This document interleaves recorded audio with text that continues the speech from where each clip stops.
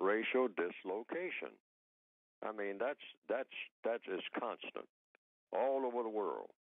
I mean, ask the people along the Cherokee Trail many, many years ago, the Indians who were moved out of Alabama and Georgia and Florida and places like that, what they call the so-called five civilized tribes, across the Trail of Tears into what they call Oklahoma Territory at that time, that was considered wasteland until later on they discovered oil, and then here they came again, okay?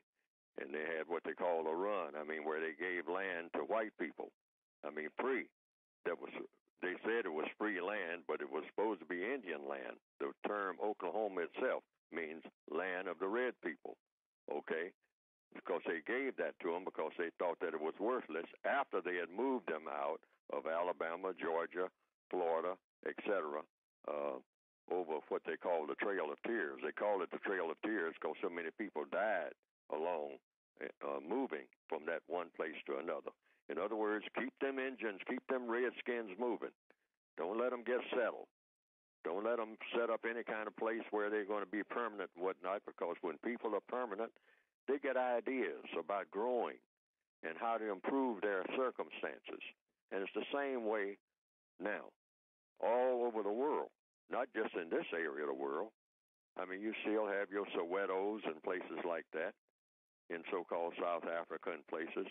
And then all over Africa, you see photos of black people, females with their babies in their arms, straggling across desert territory on account of what you call wars and famines and all like that. Well, anytime the shooting starts and all like that, the AK-47s that the white supremacists bring in, and people start slaughtering and whatnot, people are paid to kill other people, one tribe against another, and keep them moving and keep millions of people on the move. And they starve while they're on the move. I mean, they run out of water. They run out of everything because you just can't keep going across what you call, quote, unquote, no man's land with nothing but just what you have on your back or what you can carry or on a donkey or in your hand or something like that, or on a small cart. And you run out of supplies and you become beggars. Then you become thieves. And that's what they want. That's what they want from black people when they force you out of your house and you have to move a great distance. Now you can't get to your job, so you lose your job on account of when it starts snowing. Now you're cut off. And they say, you're not coming to work. And, hey, old buddy, I mean, I'm trying to help you out, but, I mean, I just can't, keep looking for you and you're not coming in. And just because you live a great distance, I don't have anything to do with that. So I'm going to have to let you go. And so now you're just out there and you become, your offspring and whatnot coming up. They don't have this, they don't have that. So they start looking around for something to break into. And then now you've built up all of this, finally got a place halfway paid for, but they cut off your transportation. Mm-hmm. All right.